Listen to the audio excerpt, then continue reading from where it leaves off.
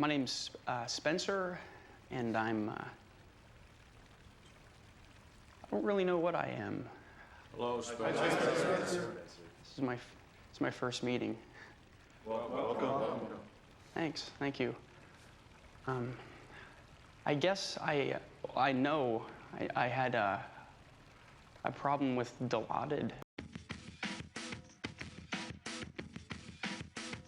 First the good news, it's gonna feel very nice. Then the bad news, you gotta pay a heavy price. Riptide, we slide, we ride on a deep forbidden sea.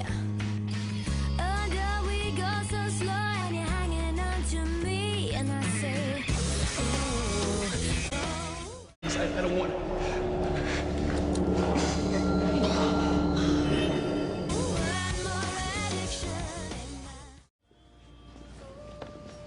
John Coltrane.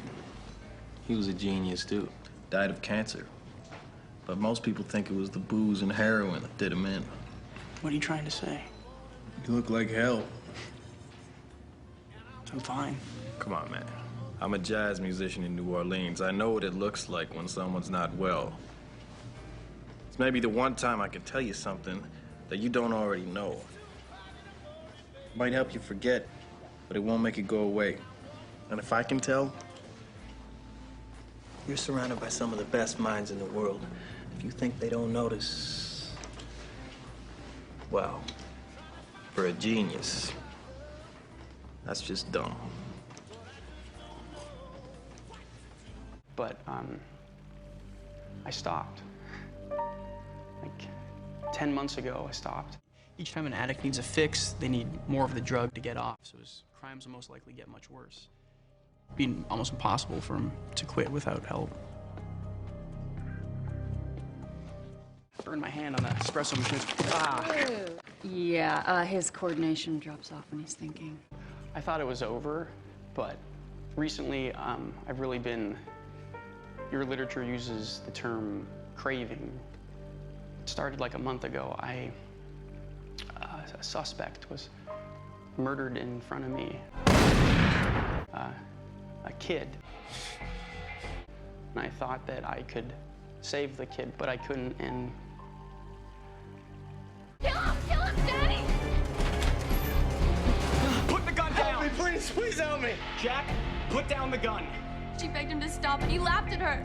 He laughed at her! I didn't laugh at her. I was saying I would change this if I could, but I can't. Please, just don't kill me.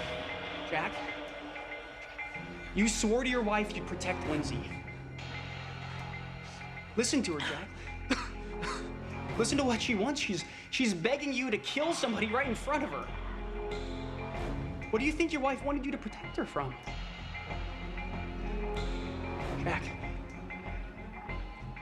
your life has been, it's been about violence, and if you do this, Lindsay's will be too. You want that? No, you don't want that. When does it end, Jack? Put down the gun. Kill him. When does it stop? Tomorrow.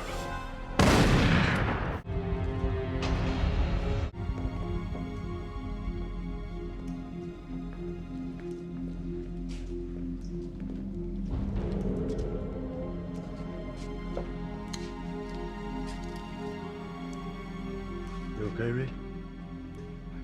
I tried, but I couldn't.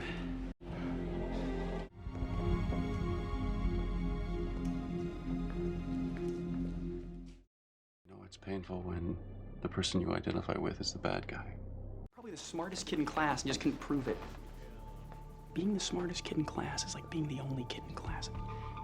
He missed all of it. But schools like this can't meet the specialized needs of every student. He gives it everything he's got, over and over and over again, and continues to fail. And the whole time they tell him that it's his fault. I mean, it makes sense. No, it doesn't. An undiagnosed learning disability does not add up to this level of violence, not without severe emotional abuse. You know that. Guys, I'm not so sure I can do this. It's just us. It's not like you don't masturbate at home, right? No, I can't really do it while you're watching me, man. He didn't know he was being filmed. Want to be on the team? You got to do it. We all did it. Okay, I'll try. I'll try. Did Owen tell you about this? Didn't have to. It was posted on the school social networking site. We pulled it down immediately. Once on the internet, it's out there forever. Owen knew that. Cyberbullying is a hot issue right now. And the whole thing will wind up on 60 Minutes. How's that gonna help Owen? What did you tell him? I told him that dealing with bullies is part of growing up. Sounds familiar. Boys have a way of sorting these things out for themselves. Yeah, they sure do. Right now, Owen's out there sorting it out with an assault rifle. Joke, man! We didn't mean anything by it. 3 years ago, no one even remembers it. I do. Owen, don't! Reid. Otherwise, he's a textbook case. His life was one torment after another. His teachers gave up on him, his classmates bullied him, and his father blamed him while giving him access to guns. Given these conditions, you're actually quite fortunate. It sounds like you're saying these victims deserve this. We're not. Nobody deserves this. But you could have prevented it. You know this kid better than anybody? My name is Spencer. I'm with the FBI, and I'm here to help you. I know the only reason you joined the team was for your father. I know the harder you tried, the worse it got, and it felt like everybody just stood there watching you suffer. Not a single person even tried to help. I know you want to escape and forget. Believe me when I say I know exactly how that feels. Owen just wants to forget. I know what that's like. You know what? You don't have to die. No, I'm already dead. No, you're not dead. If you die, you're gonna leave Jordan just like your mother left you. I know you don't want that, do you? You knowingly jeopardized your life and the lives of others. I should fire you. You're the smartest kid in the room, but you're not the only one in that room. If you pull something like this again, you will be. Am I clear? Yes, sir. It won't happen again. Thank you. What were you thinking? I was thinking that would have been the second time a kid died in front of me. Keeping score, just like Owen. It was my turn to save one. Doesn't work like that. It should. I know it's painful when the person you identify with is the bad guy. Reid, you know you're not the only one who identifies with him. You said I was a high school jock. I was. But not at first. My freshman year, I was 5'3". I weighed $120 soaking wet, so trust me when I tell you, I got my ass kicked every day. So the following summer, I hit the weights. And I got lucky, I grew 6 inches. But it was never about vanity, Reid. It was about survival. I was in the library, and Harper Hillman comes up to me, and she tells me that Alexa Lisbon wants to meet me behind the field house. Alexa Lisbon's like easily the prettiest girl in school. So what happened? Alexa wasn't there? And she was there. So was the entire football team. They stripped me naked and tied me to a goalpost. So many kids were there, you know, just watching. Nobody tried to stop them. I begged them to, but they just watched. And finally they got bored and they left. It's like midnight when I finally got home, and my mom didn't. Mom was having one of her episodes, so she didn't even realize I was late.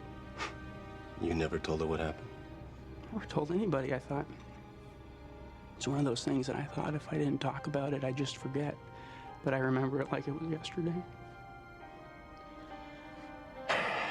Reid, you don't need an eidetic memory for that. You know, we forget half of what they teach us in school, but when it comes to the torment and the people who inflicted it, we've all got an elephant's memory.